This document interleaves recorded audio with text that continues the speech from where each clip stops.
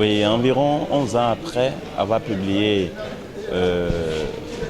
La vallée de l'ignorance, l'odeur du passé, Emma's Gbagidi revient presque dans la même trempe, nous présenter 4 pièces de théâtre forgées avec autant de vérité, avec autant de simplicité, mais surtout avec autant d'efficacité dans le souci d'atteindre le lecteur le plus têtu qui reste encore incompatible, disons opaque à la vertu. C'est finalement une célébration d'une vie pure où tous ceux qui sont amoureux du mal connaissent finalement la mort.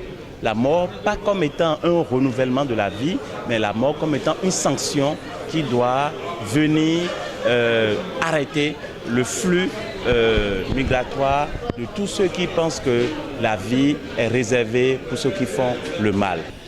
Nous avons publié Hamas parce que nous ne pouvions pas ne pas le publier. Nous ne pouvions pas ne pas le publier parce qu'il arrive à un moment où nous ouvrons un autre champ, un nouveau champ vers des auteurs confirmés, des écrivains confirmés. Oh, c'est comme on le dit dans l'adage, il vaut mieux reculer pour mieux sauter.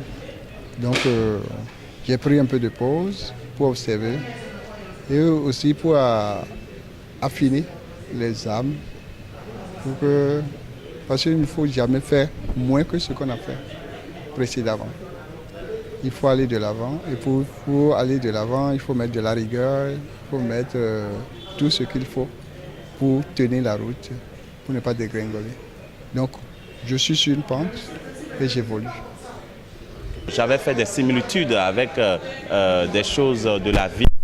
Quand on prend la dernière pièce par exemple, le retour de la femme Mossi par exemple, en lisant tout sur le mot Mossi vous fait renvoyer au Burkina Faso et vous avez vu, l'auteur a bien appuyé ma position qui est que c'est cet enfant-là qui est mort, c'est un enfant qui peut rappeler Norbert Zongo, c'est cet enfant-là qui peut rappeler même Thomas Sankara, c'est cet enfant-là qui peut rappeler, même chez nous ici au Bénin, d'Anivor. Et donc finalement c'est cet enfant-là qui meurt alors qu'on a mis en lui tout l'espoir d'une famille, d'une société, d'une nation. Le prochain dans la démarche, je ne voudrais pas faire de grandes annonces, mais on a une belle surprise pour la rentrée 2015. Mais pour le moment, nous avons le journal d'Esclamonde de Madame Adélaïde Fassinou à Lagbada qui doit sortir avant la fin de l'année.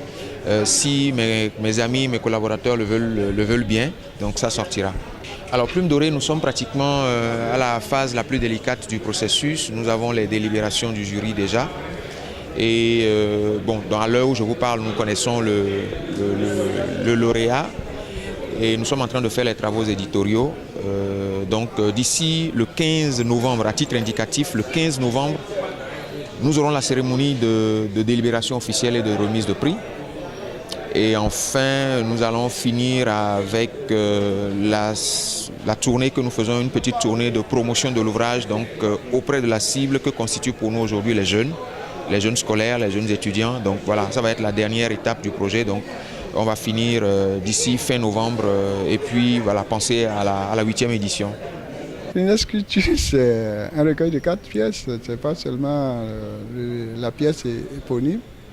Il y a beaucoup d'autres sujets qui sont abordés, mais c'est des sujets qui nous concernent, parce que moi je ne vais pas loin pour chercher mes sujets et mes thématiques. Je parle à mes concitoyens, je parle aux gens de mon époque, je parle aux gens de ma génération, comme les gens qui vivent dans les petits quartiers comme dans les grands quartiers, les gens qui vivent dans les petits pays comme dans les grands pays.